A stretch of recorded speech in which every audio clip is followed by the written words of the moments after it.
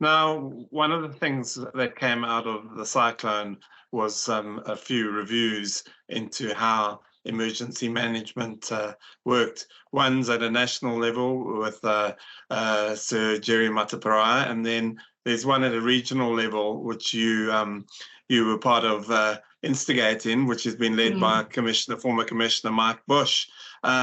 Just tell us the process of where that's at and what you're expecting from it.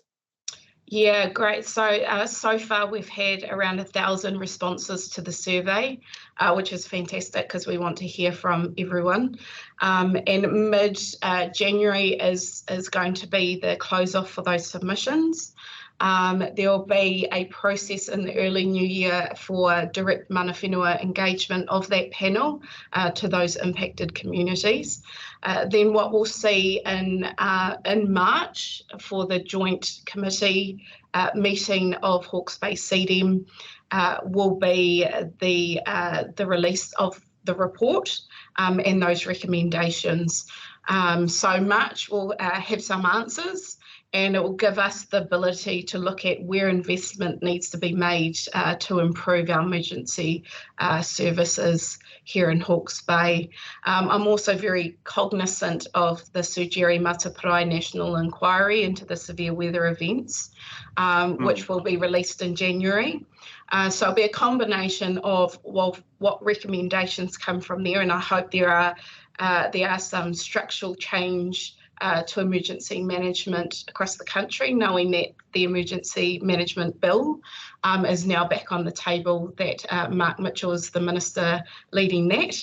So there are quite a few reviews and recommendations that will come out early next year that we need to be mindful of, and also be very receptive to changes that need to be made in a very pragmatic way. So this is all about improvement. How do we do better? Because what we got was an unprecedented event here for us in the region. But we can only do better. But to do that, we need to invest in those systems.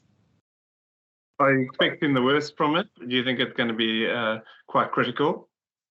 I think it needs to be critical to understand really where the improvements need to be made. And this is not just a regional level, it's a systems approach from the national level. So I am glad that the emergency management bill is back on the table, and I hope Mark Mitchell can do a very good job around clarity of roles and responsibilities, particularly when it influences the region.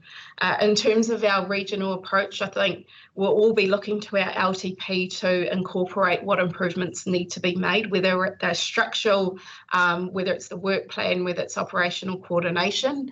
But we definitely need to learn from this and build more resilience, not only in our hard infrastructure, but our soft infrastructure, our soft skills, which looks at better relationship and coordination across the system.